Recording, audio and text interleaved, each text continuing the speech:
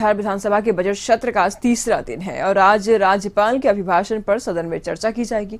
वहीं मुख्यमंत्री नीतीश कुमार सरकार की ओर से जवाब देंगे। चर्चा के दौरान विपक्ष सरकार की कमियों को उठाएगी तो वही सरकार अपनी नीतियों का बचाव करेगी। हालांकि विपक्ष की तेवरों को देखें तो आज भी सदन के हंगामेदार रहने की संभावना है। विपक्ष राज्य सरकार के मंत्री इजराइल मंसूरी सहित कानून व्यवस्था की हालत को देखकर सरकार को घेरने में लगी है।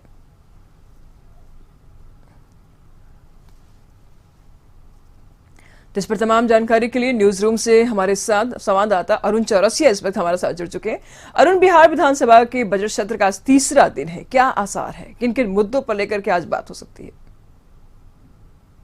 जैसा आपने बताया कि आज तीसरा दिन है। पहले दिन जब शुरुआत हुई थी तो राज्यपाल का अभिभाषण हुआ था और उन्होंने सरकार की जो विभिन्न योजना चल रही है, सरकार जो काम कर रही है उस काम को गिनाए थे और भविष्य में क्या विशेष करने जा रही है इसको लेकर उन्होंने अभिभाषण में पढ़ा था। और दूसरे दिन यानी कल जो है वित्त मंत्री ने बजट पेश किया है। तो आज जो है तीसरे दिन राज्यपाल का जो अभिभाषण है उस पर चर्चा होगी। विपक्ष के द्वारा जहां इसकी कमियों को बताई जाएगी, वहीं सरकार की तरफ से सीएम नीतीश कुमार समेत अन्य मंत्री भी इसका जवाब देंगे। सरकार के द्वारा जो काम कराए जा रहे हैं और उसके पक्ष में बोलेंगे और अंत में सीएम नीतीश कुमार जो है वो धन्यवाद प्रस्ताव करते हुए पूरी जानकारी देंगे।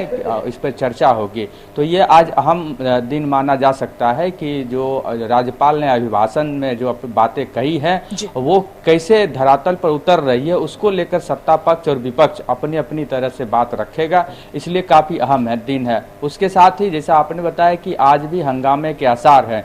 कल हम लोगों ने देखा कि जिस तरह से बजट पेश होने से पहले ही जब सदन की शुरुआत हुई थी तो उस समय सदन के बाहर और अंदर काफी शोर शराबा हुआ, हंगामा हुआ। बीजेपी के सदस्यों ने हम 2 मंत्रियों के इस्तीफे की मांग की। एक मंत्री जो गया के बेलागंज के विधायक हैं, सहकारिता मंत्री हैं सुरेंद्र यादव, और दूसरे इजराइल मंसूरी, दोनों के इस्तीफे की मांग की जा रही थी। तो इस तरह के आसार ये संभव है कि आज भी सदन के बाहर और सदन के अंदर दिखे। वहीं सरकार की कोशिश है कि सदन बेहतर तरीके से चले, कोई भी अगर मुद्दा है उस पर चर्चा हो, दोनों तरफ से सत्ता पक्ष और विपक्ष अपनी बात रखे और फिर जो सही हो उस पर सरकार आगे बढ़ेगी। लेकिन देखना है कि विपक्ष उनकी बातों को कितना मानता है और सदन चलने में कितना सहायता देता है। जी शुक्रिया अरुण, आपका इन तमाम जानकारियों के लिए।